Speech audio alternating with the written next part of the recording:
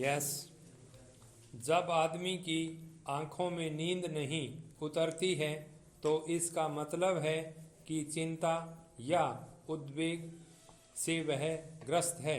जो लोग हमेशा चिंताग्रस्त रहते हैं या कुछ उद्वेग उनके मस्तिष्क में समाये रहते हैं, उनके मस्तिष्क को विश्राम का समय नहीं मिलता है। विराम। जब तक मनुष्य के दिमाग में तनाव बना रहेगा उसे नींद नहीं आ सकती है। विराम। नींद लाने के लिए मस्तिष्क में तनाव नहीं होना चाहिए। विराम। मस्तिष्क शांत और निर्मल होना चाहिए। विराम। मन हल्का हो, नींद से ही मनुष्य का स्वास्थ्य बनता है। नींद अच्छी न आने से मनुष्य का स्वास्थ्य क्रमशः गिरता जाता है।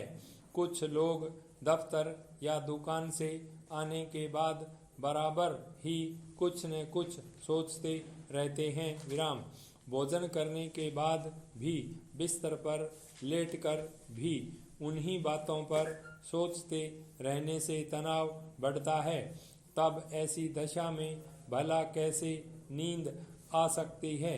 ऐसा करने से लोग इस बात को समझते हैं कि इस प्रकार रात दिन काम करने या चिंता करने से वह अपने व्यापार या कार्य में उन्नति कर लेंगे, लेकिन वह इस बात को नहीं सोचते कि इस प्रकार करने से वह अपना स्वास्थ्य नष्ट कर लेंगे तो उन्नति क्या कर सकेंगे। इस प्रकार कष्ट उठाकर वह अपना मार्ग रोक लेते हैं। स्वस्थ रहने के लिए कम से कम 6 घंटे की नींद अत्यावश्यक है। कुछ लोग लड़ते झगड़ते या सोचते हुए बिस्तर पर जाते हैं। इस प्रकार करने से नींद आ सकती है। ऐसा करने से आप नींद को आने से भगा देते हैं। कुछ लोग रात को सोने से पहले अपनी पत्नी से किसी न किसी बात पर झगड़ा कर लेते हैं। कुछ औरतें भी रोती झींकती बिस्तर पर जाया करती हैं। ऐसी दशा में अगर इस प्रकार के लोगों को नींद न आए तो इसमें किसका दोष है? तनावपूर्ण दशा में अगर नींद आ भी जाए तो वह लाभदायक नहीं होती है। विराम। ऐसी ही नींद में आदमी बड़बड़ाता या दुस्वप्न देखा करता है। विराम। इस प्रकार की दशा में अपनी नींद पूरी कर लेने के बाद भी मनुष्य अपना शरीर स्वस्थ और हल्का महसूस नहीं करता है। विराम। स्वस्थ निद्रा की पहचान यही है कि सुबह उठने पर शरीर एकदम हल्का फुल्का और फुर्तीला होना चाहिए। इसी प्रकार कुछ लोग चिंताओं और भय का बोझ सिर पर रख कर सो जाते हैं। प्राय ऐसे लोगों को बहुत भयावह डरावने स्वप्न आया करते हैं। इस प्रकार उनकी नींद अचानक टूट जाया करती है। वह ठीक से सोच भी नहीं पाते। विराम। सपने क्यों आते हैं? वैज्ञानिकों की दृष्टि में इसके 2 कारण हैं, शारीरिक और मानसिक। पेट के रोगों या खान पान के कारण आते हैं। विराम। इस प्रकार के कारण शारीरिक माने जाते हैं। मानसिक कारण हमारे मन में दबी अतृप्त इच्छाओं के कारण बनते हैं।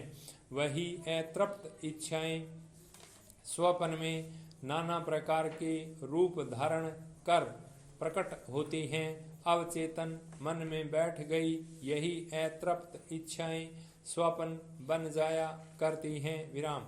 नींद के समय अवचेतन मन से यह अतृप्त इच्छाएं बाहर निकलकर सपनों में बिखर कर हमको जकड़ लिया करती हैं। हम उनमें खो जाते हैं। स्वप्न अच्छे भी होते हैं, बुरे डरावने भी होते हैं। रंग रूप के अनुसार हमारे शरीर के स्वास्थ्य पर अपना प्रभाव डालते हैं। मगर भला स्वप्न होगा तो वह हमारी शारीरिक रचना को प्रफुल्लित रखेगा, हमारा स्वास्थ्य बना रहेगा। भयावह डरावने दुस्वप्न हमारा स्वास्थ्य खराब कर देते हैं। निद्रावस्था में हमारे स्नायुओं पर इनका गहरा प्रभाव पड़ता है। कई बार इस प्रकार के स्वप्न देखकर अचानक हमारी नींद टूट जाया करती है, फिर हम उसके बारे में सोचते रह जाते हैं। नींद तब आती है और आया करती है। इन स्वप्नों के कारण कई बार हम अपने अनिष्ट की भी कल्पना कर सकते हैं। इस प्रकार दुस्वप्नों का हमारे शरीर पर दोहरा प्रभाव पड़ता है। अपने दिल दिमाग पर बोझ लेकर सोने से नाना प्रकार के स्वप्न आप पर अपना प्रभाव डालते हैं। अतएव दिल दिमाग पर किसी प्रकार का बोझ लेकर बिस्तर पर न जाएं। हमेशा प्रसन्न मन से निद्रा का आह्वान करें।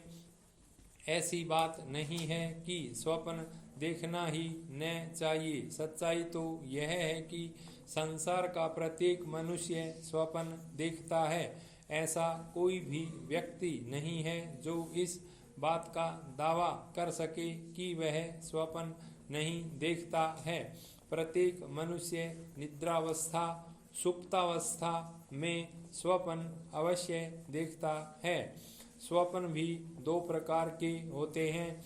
एक तो वह जो हमें याद नहीं रहते, इतना जरूर याद रहता है कि हमने देखा है, पर कैसा और क्या, सोकर उठने पर हमको याद ही नहीं आता है। इस प्रकार के सपने हल्के तथा अप्रभावशाली होते हैं। इनका शरीर या मस्तिष्क पर किसी भी प्रकार का कोई प्रभाव नहीं पड़ता है, पर जो स्वप्न नींद टूटने के बाद भी याद रहते हैं या जिनके कारण एकाएक घबराहट में नींद खुल जाती है, वह शरीर तथा मस्तिष्क को तोड़कर रख देते हैं। इस प्रकार के स्वप्न नुकसानदायक होते हैं। पाई पैराग्राफ चेंज। सेवा में मैं मुंशीराम बेनीवाल, सहायक उप निरीक्षक थाना पुलिस हनुमानगढ़ संगम, एक मुखबिर की सूचना के उपरांत मैं दल बल सहित जोड़कियां टोल नाका के पास सरकारी वाहन के द्वारा प्रातः 6 बजे गया। वहां पर टोल नाका से गुजरने वाले वाहनों की गहन छानबीन की गई, परंतु 1 घंटे के उपरांत जब RJ13 TA 0025 नाम की एक एम्बुलेंस जब टोल नाका से गुजर रही थी, तो मैंने उसमें घायल व्यक्ति को देखा और एम्बुलेंस के ड्राइवर श्री हेतराम से एम्बुलेंस के कागजात मांगे तो उसने कागजात दिखाए। सभी कागजात सही पाए गए, परंतु जब मैंने उस घायल व्यक्ति को देखा तो मेरे मन में शंका पैदा हुई कि जब यह घायल आदमी अपनी दोनों टांगों पर घुटने से ऊपर तक प्लास्टर किया हुआ है, के चेहरे पर किसी प्रकार की कोई परेशानी दिखाई नहीं दे रही है और वह एक स्वस्थ व्यक्ति की भांति बात कर रहा है, तो मेरे मन में और शंका बढ़ गई।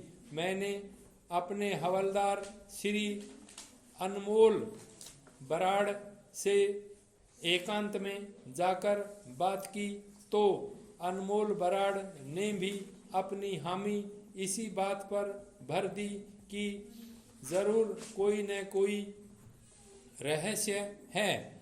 हमने एम्बुलेंस के ड्राइवर को सरकारी अस्पताल ले जाने के लिए बोला, तो ड्राइवर ने मना कर दिया और घायल व्यक्ति श्री भंवरलाल मेघवाल को जन सेवा हॉस्पिटल गंगानगर में भर्ती कराने के लिए कहा गया, लेकिन हमारे द्वारा अत्यधिक दबाव डालने पर वह ड्राइवर एम्बुलेंस में मरीज को लेकर महात्मा गांधी मेमोरियल राजकीय सामुदायिक चिकित्सालय हनुमानगढ़ टाउन में ले जाया गया और वहां पर आपातकालीन कक्ष में उस घायल व्यक्ति को ले जाया गया और मेरे द्वारा डॉक्टरों से निवेदन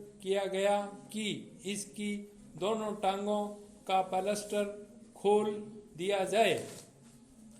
जब डॉक्टरों एवं नर्सों द्वारा उस घायल व्यक्ति के दोनों टांगों के प्लास्टर को खोलने का कार्य आरंभ किया गया तो घायल व्यक्ति ने भी काफी नानुकर की। 1 घंटे की कड़ी मशक्कत के बाद जब दोनों टांगों के प्लास्टर को हटाया गया तो उसमें लगभग 25 सोने के बिस्कुट मिले, जिसकी अंतर्राष्ट्रीय बाजार में कीमत लगभग 48,96,925 रुपये आंकी गई है। अतः श्रीमान जी आपकी सेवा में विस्तृत रिपोर्ट पेश कर उक्त घायल के विरुद्ध भारतीय दंड संहिता की धारा 956 के अंतर्गत मुकदमा दर्ज कर अग्रिम कार्यवाही हेतु मंजूरी प्रदान की जाए। भवदीय 5 स्टॉप नाम भूल गया